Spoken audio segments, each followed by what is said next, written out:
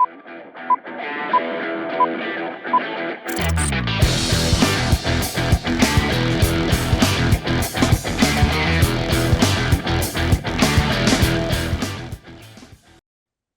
everyone. I'm Rod Wortham, and welcome to Driving Five. Driving Five is designed to help you get to know the driver when they're not in the car, their personality, their interests, and the stories behind the helmet. Tonight, we're catching up with Colorado's super late model driver, Cassidy Hinds. Cassidy, how you doing this evening? I'm good, Rod. How are you? I'm doing great. I'm on with you. How much better could it be, right? Yep, that's true. That's true. All right. So what a lot of people don't know, and this wasn't really in the script, but Cassie was one of the very first drivers that I ever started working with. So we go all the way back to Vegas in her quarter midget days. So it's been a while. It has been a while. It's been a good while though. Yes, it has. Gotten to progress a lot. Right. I'm glad you said that. It was a good while. I've got less hair. She looks better. So I'm not sure where the equality is there, but it's all good. Okay, well let's get rolling. Driving Five is 5 questions in 5 minutes. So buckle up and let's get started. So Cassidy, if you could create yourself as a superhero, what would your name be and what would be your superpowers? I spent a lot of time thinking about this, because usually when I get asked that question, I usually say invisibility because I am an introvert. I like to hide and be shy. But for this, I said super speed. And I really took the time to think about how I wanted to be portrayed. And I really thought about my race car and the fact that it's always super colorful. And so I wanted to be called a Neon Rush. The neon brush. Yep, That's pretty cool. I like that actually. That's definitely different. it is different. I thought about my super late model and how I've always had in the past really bright cars and thought that that would be really cool. You would I've always said that Cassidy would be um a spotter's dream because she would never have any problems picking her car out on track. So that's a good thing. All right, so let's switch gears a little bit. So if you could rebuild a classic car, what would it be? The make, the model, the year. I'm asking you what color it would be, like that, like I already don't know what that's going to be. And why did you choose that car? Yeah, so my family is a very Mustang-oriented family. Everyone in my family that I know of has pretty much had a Mustang at some point in their lives. And so for this, I would go with a 1967 Ford Mustang Fastback. And I'm actually going to throw you for a loop here. I would actually make it black. I wouldn't go crazy and have a whole bunch of colors on it. I'd just keep it basic, black exterior and black interior. So let me ask you, would it be gloss black or a matte black? I would do a gloss black. I know Gloss some black. people like a matte black, but I always go for the gloss. Well, again, another great pick. Um, Man, my first car that I ever owned was a '65 Mustang. I have to tell you about it someday. But you did surprise me because if I would have been in Vegas, I would have just lost all of my money because I would have definitely bet on purple.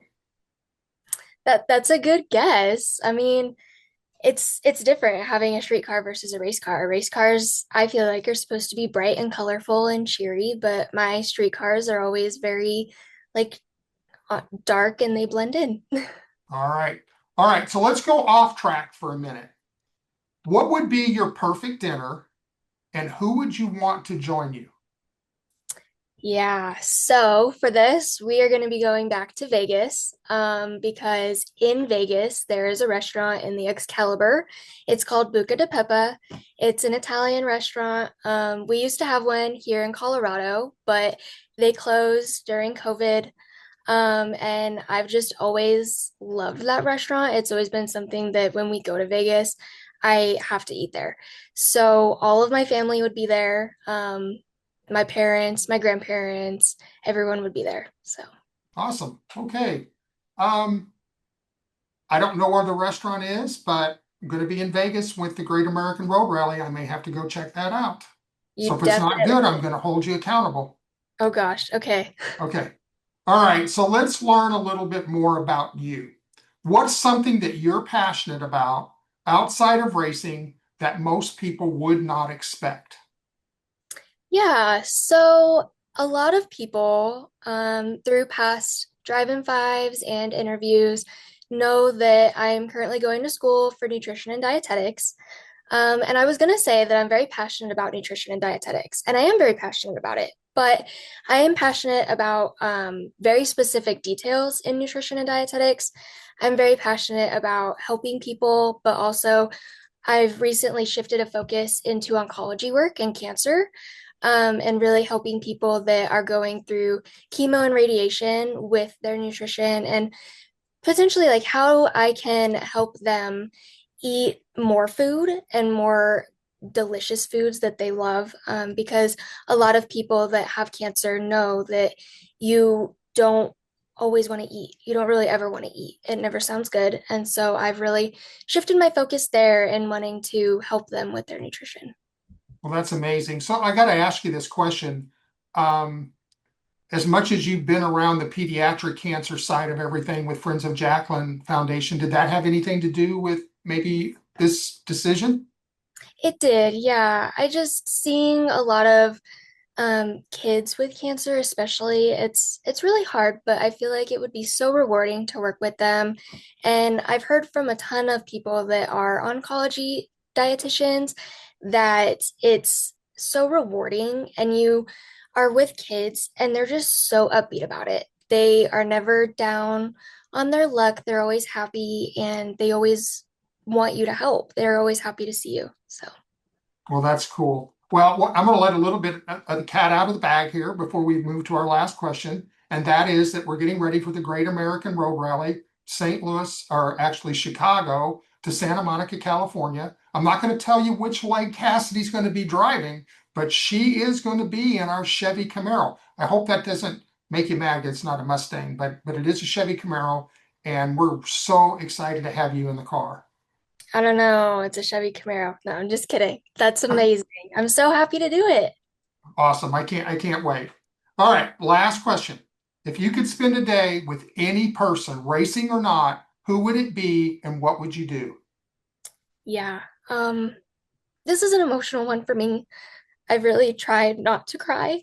Um, just thinking about it makes me cry. But if I could choose anybody, I think I would choose my three great grandmas, and I'd spend the whole day with them, just talking about life, everything that's happened. My last great grandma actually, she passed away in November, and so I would just talk to them.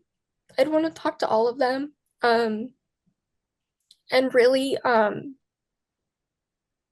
see what I've missed with them, but also what they've missed with me, and every story that they can tell from when I was little to before I was even born. I think that would be like the best day ever. So I really tried not to cry. Okay, well, you did good. And here's the good news is someday you're going to have the opportunity to be able to do that. And that's what we all have to. I mean, if we are a faith-based group of people here in the Race Face family, and we all know that someday that will happen. Just like I'll get to go back, and I was, I lost my dad when I was 21 years old, and missed a lot. So that's a great answer. I love it. All right. Well, Cassidy, thanks for joining us tonight, and that's a wrap. I want to thank Cassidy for joining us on this edition of Drive and Five. Thanks for riding along, and we'll see you on the next episode.